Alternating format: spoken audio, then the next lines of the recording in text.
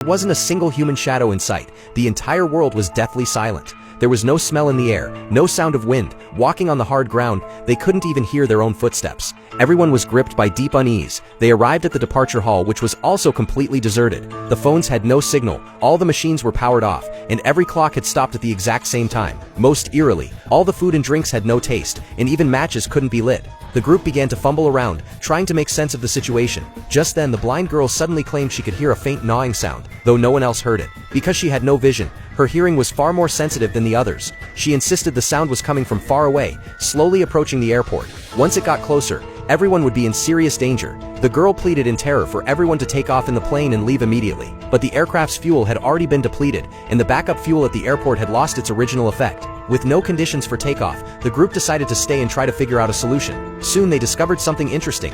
Though the airport's matches didn't work, the matches brought from the plane could be lit normally.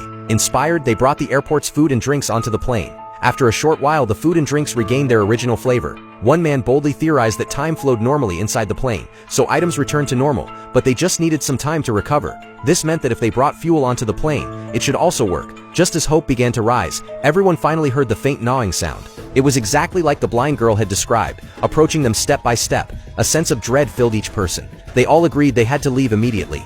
As the group scrambled to refuel the plane, a well-dressed man in a suit quietly slipped away from the others. He had grown up under a strict father who would scold and beat him for scoring anything less than perfect, even a 99 out of 100. His father often warned him that wasting even a moment would summon a sharp-fanged monster to devour him.